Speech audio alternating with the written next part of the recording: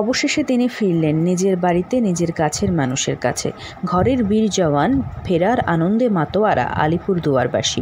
Operation সিঁদুরের বীর জওয়ান ঘরে ফিরতেই নিউ আলিপুরদুয়ার স্টেশনে জাতীয় পতাকা ও বিশ্বজিৎ বাবুকে নিয়ে পরিক্রমা করা হলো। সম্প্রতি ঘটে যাওয়া কাশ্মীরের এই নৃশংস ঘটনা কেউ ভুলতে পারেননি। এখন বর্তমানে শিলিগুড়িতে ছিলাম, ওখান থেকে পোস্টিং গেছি জম্মু আখনুর। ওখানে চললো 7-8 মাস। তারপর এরকম অঘটন ঘটলো, যেটা নাকি পেহেলগাঁওর ঘটনাটা, সেই নিয়ে যা শুরু হলো। ওটাতে ওখানেই প্রেজেন্ট ছিলাম। তখন ওই মানে ও তো জবাব তো দিয়েছি, ওখানে ওরা যা করেছে তার পরিপ্রেক্ষিতে জবাব দেওয়া হয়েছে। যখন উপর থেকে অর্ডার চলে আসে যে এখন একটা এরকম পরিস্থিতি দাঁড়াবে, আমাদের উপরে মেসেজ চলে আসে, তখন আমাদেরকে সমস্ত জায়গার মতো পজিশন নিয়ে ব্যাংকারে সিলেক্ট করে দেওয়া হয়। 3-4 জন করে দিয়ে হয়, সাথে 2-3 দিনের খাদ্য, খাওয়া, জল, পানি সব দেওয়া হয়।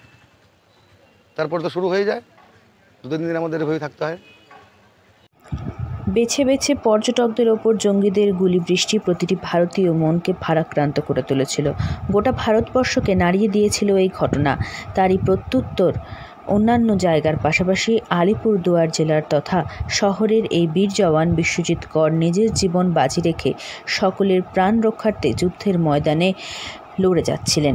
জানা যায়, যুদ্ধকালীন পরিস্থিতিতে বিশ্বজিৎ বাবু জম্মুর আখনুয়ে কর্মরত ছিলেন। অতঃপর অপারেশন সিঁদুরের বীর সৈনিক যুদ্ধের ময়দানে প্রত্যেক পদে পদে জীবনের ঝুঁকি নিয়ে উপযুক্ত জবাব দিয়ে নিজের জন্মভূমি তথা আলিপুরদুয়ারের বুকে পা রাখলেন।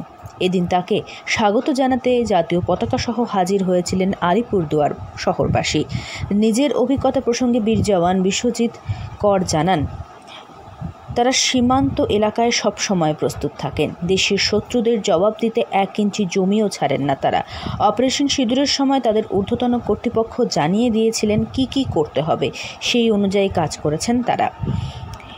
নিউ আলিপুরদুয়ার স্টেশনে তার এলাকার অনেকেই সম্মাননা জ্ঞাপন করেন তাকে।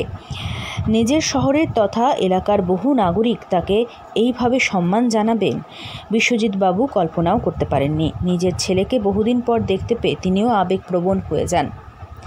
আলিপুরদুয়ার থেকে অনন্যাদের রিপোর্ট, লোকাল 18 বাংলা।